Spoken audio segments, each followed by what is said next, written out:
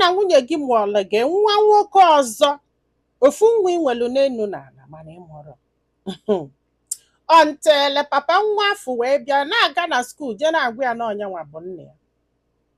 ọntele papa nwa afọ wee fịa wee gwa ya na ọnyanwa bụ nne ya o wee kọọlụ gị wee malụ nwunye gị wee yọba biko si na enyi nwoke bife wee nụbịa gị gbarali ya enyi nwoke wee na-eme insist that na ya chọrọ ịnọ na ndụ nwa ya ya nwunye gị wee na-ayọ gị biko si gị gbaghara ya n'ọkwa n'ekwensu nwaanyị a na-agwa gị maka ya gị na ya na-aba chọgo nwa for like 10 years ya na ya including nke ụnụ mụrụ amụ ị na-enweli ndidi ka ịkpọzi anya 8 years ị na-enweli ndidi wee bịa ka malụ na nke ọ mụrụ amụ na ọ bụrụ nke nwa nwe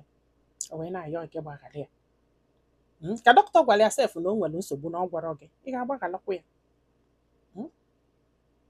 i wee sị na ị ga-atụnya na enyi ya nwoke na-alụ nsị ka fa stay away from nwa afọ entirely ọ bụrụ na ime enyi emela ajọ ife like ị na-alụfa nwa afọ entirely ma mama ma enyi nwoke nya na o nwere onye ga-afọzi nwa afọ anya again imela ajọ ife ịma na onye na-ayọ biko amara how it hurts